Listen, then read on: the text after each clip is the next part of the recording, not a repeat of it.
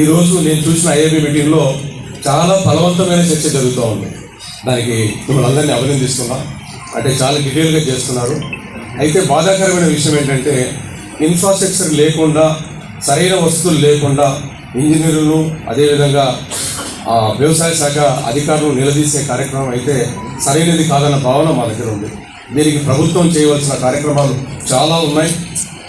ఈరోజు శ్రీశైలం రిజర్వాయర్ నుండి మనకు హక్కులు లేవని అనే ఒక భావన ఒకటి కలుగుతోంది మనకు. శ్రీశైలం రిజర్వాయర్లో ఖచ్చితంగా శ్రీశైలం ప్రాజెక్ట్ మనంతా తెలుసుకోవాలి. ఇంతకుముందు కూడా చెప్పాను, శ్రీశైలం ప్రాజెక్టు కడుతున్నప్పుడు కర్ణాటక, మహారాష్ట్ర ప్రభుత్వాలు వ్యతిరేకించాయి. దీనికి శ్రీశైలం ప్రాజెక్టు కట్టకూడదంటే బచావత్ వెరీ కేటగిరికల్లీ మెన్షన్ చేశారు. శ్రీశైలం ప్రాజెక్టు నిర్మాణం అప్పుడు మేము ఒక్క చుక్క అదనపు సాగునీటికి కూడా నీళ్ళు ఇవ్వడం లేదు. కేవలం నాగార్జున సాగర్ ఆయకట్టుకు కృష్ణా డెల్టాకి ఇచ్చే నీటిని వాడుకొని మాత్రమే విద్యుత్ ఉత్పత్తి చేస్తామని చెప్పడం జరిగింది. చెబుతూనే ఇంకొక మాట చెప్పారు, గోదావరి నుండి నాగార్జున సాగర్కు కృష్ణా డెల్టాకు నీటిని మళ్లిస్తే అల్టిమేట్గా శ్రీశైలం నుండి దిగువకు నాగార్జున సాగర్కు వదలవలసింది కేవలం 180 టీఎంసీ నీరు అని మాత్రమే. ఈరోజు పట్టిసీమ నిర్మాణం జరిగిన తర్వాత కృష్ణా డెల్టాకు శ్రీశైలం ప్రాజెక్టుతో అనుబంధం తెగిపోయింది. మనం ఇవ్వాల్సింది కేవలం 264 టీఎంసీలు నాగార్జున సాగర్ ఆయకట్టుకు ఇవ్వాలి. ఆ నీటిని ఎప్పుడో తీసేస్తున్నారు. అంటే కరెంటు ఉత్పత్తి ఈరోజు ఒక్క చుక్క కూడా చేయకుండా ఎన్ఫోర్స్ చేయాల్సిన బాధ్యత మాత్రం ఆంధ్రప్రదేశ్ ప్రభుత్వం మీద ఉంది.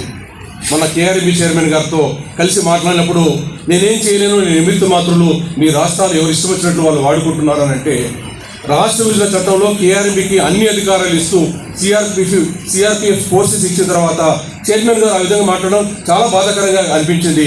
కనుక ఈ నేపథ్యంలో మేము వచ్చి మీకు వివరిస్తామంటే మీరు ఆంధ్రప్రదేశ్ ప్రభుత్వం అనుమతులు తీసుకొని నా దగ్గరికి రండి అని అన్నారు. కాబట్టి నాకు ఆ అనుమతులు లేవు, కాబట్టి ఆ బాధ్యత మీ మీద ఉంది. ప్రభుత్వం తప్పకుండా మాట్లాడుతూ శ్రీశైలం నుండి ఈరోజు నాగార్జున సాగర్ ఆయకట్టుకు ఇవ్వాల్సిన నీళ్ళని ఇచ్చేసిన తర్వాత మిగిలిన నీళ్ళు ఒక్క చుక్క నీళ్లు కూడా కరెంటు ఉత్పత్తికి పోకుండా నిలబెట్టాల్సిన అవసరం ఉంది. అదేవిధంగానే ఈరోజు రాష్ట్ర విభజన చట్టం స్పష్టంగా తెలుగుగంగకు, హంద్రీనేవాకు, గాలేరు నగరి ప్రాజెక్టులకు అనుమతులు ఇచ్చింది. అంతేకాకుండా కేసీ కెనాల్ 10 టీఎంసీలు నీళ్లు శ్రీశైలం నుండి తీసుకోవడానికి కూడా అనుమతులు ఉన్నాయి ఈరోజు. మరి ఆ అంశంలో మంత్రి గారు చొరవ తీసుకోవాలి. ఉమ్మడి ఆంధ్ర రాష్ట్రంలో ఏదైనా నిర్ణయాలు జరిగి మార్పులు జరిగి ఉంటే వాటిని కూడా మేము అంగీకరిస్తామని రాశారు. అంటే కేసీ కెనాల్కి సంబంధించిన 10 టీఎంసీల నీళ్లు అనంతపూర్కు హెచ్ఎల్సీకి ఇవ్వడానికి మనం నిర్ణయం తీసుకున్నప్పుడు 10 టీఎంసీలు శ్రీశైలం నుండి తీసుకోవద్దనే ఇంటర్నల్ అడ్జస్ట్మెంట్ కూడా రాష్ట్ర బడ్జెట్ అనుమతులు ఇచ్చింది. వీటన్నిటిని కూడా అనుమతులు తీసుకొచ్చే దిశగా చేపట్టాలని చెప్పి రెండో విషయం మంత్రి గారి ఎమ్మెల్యే గారు, ఆర్లగడ్డ ఎమ్మెల్యే గారు మాట్లాడుతూ చాలా మంచి మాట చెప్పారు. అంతా వరి వేసుకుంటారు, ముఖ్యమంత్రి గారి వరి వేయడంటే ప్రభుత్వాల మీద చాలా బాధ్యత ఉంది.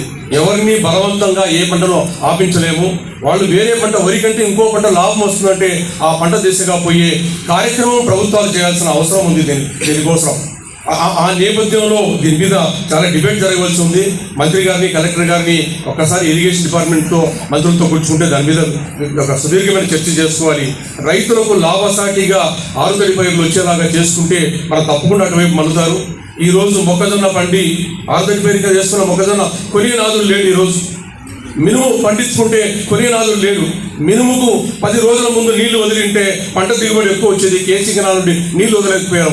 ఇలాంటి కార్యక్రమాలన్నీ జరుగుతున్న నేపథ్యంలో అంతో ఇంతో పంట పండుతూ లాభం వచ్చేది వరి. కాబట్టి ఆ దిశగా మలుతున్న సందర్భంలో రైతులకు వరి కంటే వేరే పంటలు లాభం వస్తుందనే దిశగా ప్రభుత్వం కార్యాచరణ చేస్తే మీరు ఏ రైతులు బలవంతం పెట్టాల్సిన అవసరం లేదు. వాళ్ళే అటువైపు పోతారు, ఆ లాభం వచ్చే దిశగా పోతారని తెలియజేసుకుంటూ మూడో కీలకమైన అంశం, ఈరోజు ఆ సార్ని అడిగారు 2000 క్యూసెక్కులు నేను ఇస్తానని చెప్పి, ఎక్కడ డిస్ట్రిబ్యూటర్స్ లేకుండా నీళ్లు పారకుండా ఏం చేసుకుంటాం మనం దీంట్లో. కనుక ఈ నేపథ్యంలో ఒక చిన్న విషయం మీకు చెప్పదలుచుకున్నాము. 11,000 క్యూసెక్కులతో పోతిరెడ్డిపాడు హెడ్ రెగ్యులేటర్ నిర్మాణం చేస్తే దాని నుండి 1/2 టీఎంసీ నీళ్లు తెలుగుగంగకి ఇచ్చేలాగా, 1/2 టీఎంసీకి ఎస్ఆర్బీసీకి ఇచ్చేలాగా నిర్మాణం చేపట్టిన నేపథ్యం ఉంటే 2005లో 44,000 క్యూసెక్కులకు పోతిరెడ్డిపాడును వెడల్పు చేసి ఎస్ఆర్ఎంసీ కూడా 44,000 క్యూసెక్కులకు వెడల్పు చేస్తే ఈ రోజు ఇక్కడ ఉన్న ఇంజనీరింగ్ డిపార్ట్మెంట్ వాళ్ళు చెప్పాలి, వెలుగోడు రిజర్వాయర్ నిండిన తర్వాత మరకచర్ల క్రాస్ రెగ్యులేటర్ నుండి రాయలసీమకి ఎన్ని నీళ్లు తీసుకోగలుగుతారు మీరు? 14,000 క్యూసెక్కులకు మించి నీళ్లు తీసుకునే పరిస్థితి ఉంది. 14,000 క్యూసెక్కులు ఎస్ఆర్ఎంసీని వెడల్పు చేసి ఉపయోగం ఏముంది? ఆ 30,000 క్యూసెక్కులను నిప్రవాగులకు పడేసి నంద్యాలలో వరదలు సృష్టిస్తున్నారు.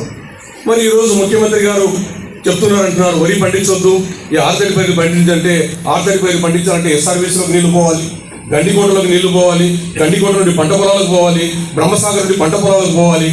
ఇప్పుడు మన అన్న అడిగారు మా కడప జిల్లాలో నీళ్ళు ఎందుకు పోతాయని. రిజర్వాయర్ నిండా నీళ్లు ఉన్నాయి బ్రహ్మసాగర్లో. ఎందుకు ఉన్నాయి? 150 రోజులు పడుతుంది కాబట్టి బ్రహ్మసాగర్లో నీళ్లు ఉన్నాయి. అదే 30 రోజులు పడుతుంటే బ్రహ్మసాగర్లోకి నీళ్లు పోయేవా? చేరలేవు. మరి చేరిన నీళ్లు ఈరోజు పంట పొలాలకు 1,75,000 ఎకరాల్లో 30,000 ఎకరాలకు కూడా పంట పొలాలకు నీళ్లు పోకుండా ఉంటే ఇరిగేషన్ డిపార్ట్మెంట్ ఏం చేస్తుంది, లేదా వ్యవసాయ శాఖ ఏం చేస్తుంది? అక్కడ అది చేయవలసినంత కూడా ప్రభుత్వం పంట కాలాలు చేసే కార్యక్రమం చేయాలి. మరి ఈరోజు 14,000 క్యూసెక్కులు కూడా బనకచర్ల నుండి తీసుకోలేకపోతుంటే ఈరోజు ఇంజనీరింగ్ డిపార్ట్మెంట్ మీరు నిలదీసి అడగాలి. బనకచర్ల క్రాస్ రెగ్యులేటర్ నుండి గోల్కొండ రిజర్వాయర్ వరకు 22,000 క్యూసెక్కులు పోవాల్సి ఉంటే 10,000 క్యూసెక్కులు ఎందుకు పోతుంది? 22,000 క్యూసెక్కులు ఎందుకు పోవడం లేదనంటే అక్కడ నీటి వందనలు, కేసీ కెనాల్ నీరు అటువైపు నుండి ఈ కేసీ ఎస్ఆర్బీసీ కాలం దాటి వదిలిపోయే చోట అక్వాడక్ట్లు అంటారు దాన్ని, తెలుగులో అర్థం చేసుకోవడం కోసం నీటి వందనలు నిర్మించకుండా గడ్డలు అలాగే వదిలేయడం వల్ల 10,000 క్యూసెక్కులు కూడా నీళ్లు పారడం లేదు. కలెక్టర్ గారి దృష్టికి దాన్ని తీసుకెళ్ళాం. రైతులంతా మునిగిపోతున్నారు. అక్కడ 22,000 క్యూసెక్కులు చేయకుండా నీళ్లు పారకుండా ఉన్న సందర్భంలో మరి ప్రభుత్వం ఎందుకు ఆలోచిస్తుందో తెలియదు. వారికి కొన్ని పత్రికలు బ్రహ్మాండంగా రాస్తున్నాయి. అందరి నివాలో చివరి ఆయకట్టు వరకు నీళ్లు చేరుతున్నాయి, గాలేరు నగర్లో చివరి ఆయకట్టు వరకు నీళ్లు చేరుతున్నాయి, అన్నీ బాగున్నాయి. ఇప్పుడు చేయవలసిన కార్యక్రమం అంతా ఒకటి ఏంటది? కుందు నదిని వెడల్పు చేసి నీళ్ళన్నీ నెల్లూరు తీసుకుపోవాలి. అంటే ఇంత దుర్మార్గమైన చర్యలు 22,000 క్యూసెక్కులు పోవాల్సిన చోట 10,000 క్యూసెక్కులు నీళ్లు పారుతున్నా, బనకచర్ల దగ్గర 44,000 బదులు 14,000 తీసుకునే పరిస్థితి ఉన్నా అవన్నీ నిర్మాణం చేయకుండా మన ఇంజనీర్ల మీద ఎంత ఒత్తిడి పెంచినా, లేదా వ్యవసాయ శాఖ అధికారుల మీద ఎంత ఒత్తిడి పెంచినా నేల విడిచి కరసాము చేసినట్టుగా అవుతుంది. కాబట్టి ఈ విషయాలన్నీ సుదీర్ఘంగా చర్చ చేసుకోవాలనుకుంటే ఇంటర్నల్గా ఒక మీటింగ్ ఇంజనీర్లతో, అదేవిధంగా వ్యవసాయ శాఖలతో, అదేవిధంగా ప్రోగ్రెసివ్ ఫార్మర్స్తో కూడా ఒక మీటింగ్ ఏర్పాటు చేయాలి. దాని మీద సుదీర్ఘమైన చర్చ చేయాలని చెప్పి కోరుకుంటూ, ఎస్ఆర్బీసీ కాలువలో 22,000 క్యూసెక్కులు పోవాల్సిన చోట కేసీ కెనాల్ ఆయకట్టు రైతులకు నీళ్లు చేరకుండా నీళ్ళంతా ఎస్ఆర్బీసీ కాలువలోకి చేరుతున్నదంతా కూడా చాలా ఉంది. చూస్తే జలపాతంలాగా నీళ్లు కేసీ కెనాల్ నీళ్ళంతా కూడా ఎస్ఆర్బీసీలోకి దూకుతున్నాయి. ఆ ప్రాంత రైతాంగం కూడా నోరు తెరిచి అడగలేని పరిస్థితి.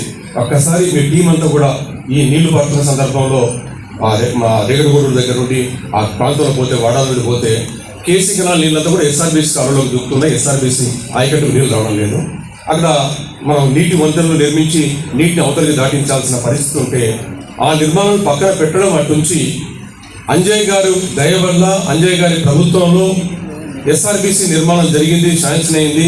ఆయన ప్రపంచ బ్యాంకు నిధులతో తీసుకొచ్చిన రెగ్యులేటర్ను నుండి ఎస్ఆర్బీసీకి వచ్చే కాలువను 250 మీటర్లు పూర్తి చేసి ఆ కాలువ, ప్రధాన కాలువ ఎస్ఆర్బీసీ రెగ్యులేటర్ నుండి నీళ్లు వచ్చి గోరకలకు పోయే కాలువను పూర్తి చేశారు. ఈరోజు ఆ కాలువను అడ్డంగా లెఫ్ట్ వైపు కట్ చేసి నిపుణులలోకి కలిపేశారు. అంటే రాయలసీమకు రావాల్సిన, నీటికి రావాల్సిన అడ్డంకులు తొలగించకుండా చాలా సీరియస్ అఫెన్స్ ఇదంతా కూడా. బట్ ఇది మానవుడికి తెలియకుండా 2022లో జరిగితే ఏ జీవో ద్వారా ఇచ్చారో, ఏ ప్రభుత్వానుమతులతో ఇచ్చారో, ఏ లక్ష్యంతో ఇచ్చారో, ఏ ఉద్దేశంతో ఇచ్చారో తెలియజేయకుండా చేసిన కార్యక్రమం 2022లో జరిగితే దీని మీద ప్రేక్షక పాత్ర, మౌన పాత్ర అన్ని రాజకీయ పార్టీలు వహిస్తున్నాయంటే రాయలసీమ పట్ల ఎంత దుర్మార్గం జరుగుతుందో ఒక్కసారి చూడాల్సిన అవసరం ఉంది.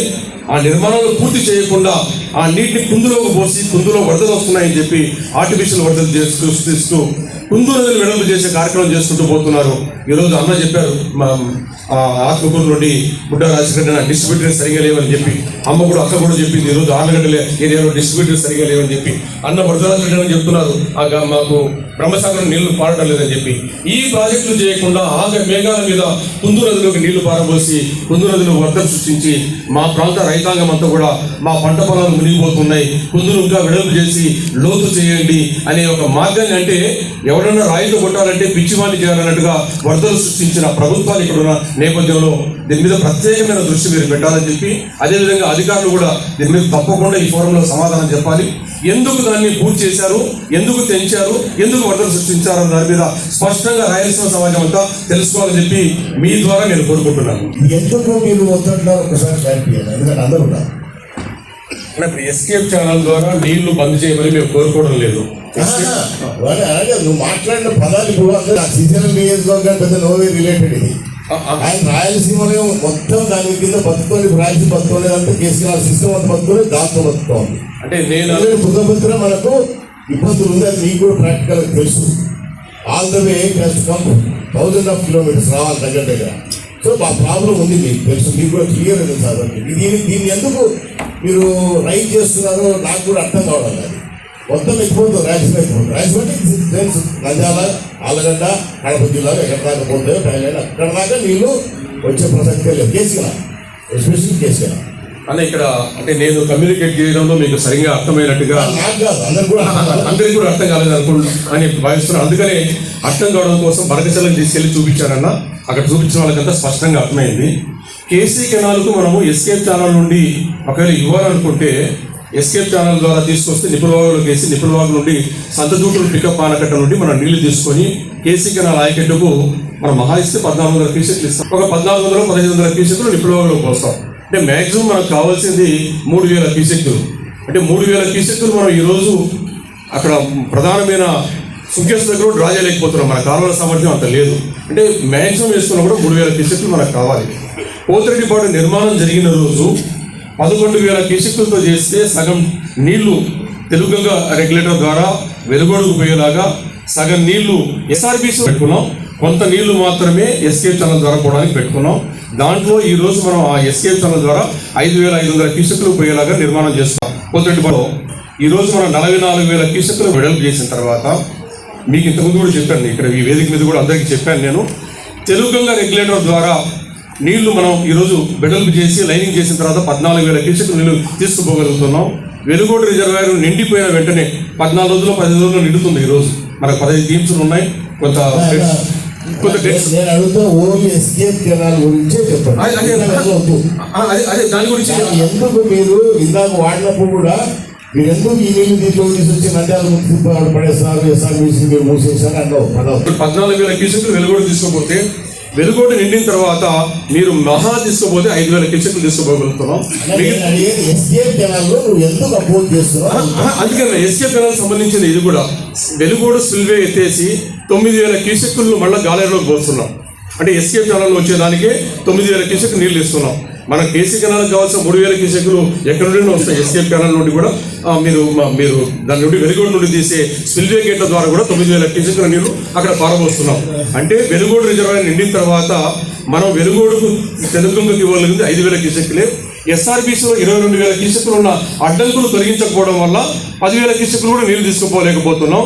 దాన్ని ప్రాధాన్యతగా 22,000 క్యూసెక్లకు వెలుగు చేయకుండా ఆ నీళ్ళని ఎస్కేప్ రెగ్యులేటర్ ఉన్న దాంతో పాటుగా ఈ ఎస్ఆర్బీసీ రెగ్యులేటర్ కూడా తెంచేసి ఆ నీటిని కూడా నిపుణవాగులోకి కలిపేస్తున్నాం. రాయలసీమ ప్రాజెక్టులో ఇన్ఫ్రాస్ట్రక్చర్ డెవలప్ చేయకుండా పంట కాలువలు ఇవ్వకుండా నీళ్ళన్నీ వరదలు వచ్చినప్పుడు ముందుకు తీసుకుపోవడం అనేది కరెక్ట్ అయినది వాదన కాదని చెప్పి మేము భావిస్తున్నామన్నా. మీరు వచ్చి కాంగ్రెస్ అందరూ కూడా రావాలి. కాంగ్రెస్ అనేది చూడాల్సిందే. తప్పకుండా అది చూస్తే మీకు అర్థమవుతుందన్నా. కూడా లేకుండా మన పరిస్థితి దాని గురించి మనం చూస్తున్నాం. మీరు చెప్పిన దాంట్లో ఎక్కడ వ్యతిరేకించలేదు. పోతిరెడ్డి బనకచెర్ల క్రాస్ రెగ్యులేటర్ లేకపోతే రాయలసీమ భవిష్యత్తు లేదన్నా. 8 లక్షల ఎకరాలకు శ్రీశైలం నుండి పోతిరెడ్డిపాడు నుండి నీళ్లు తెచ్చుకుంటున్నాం.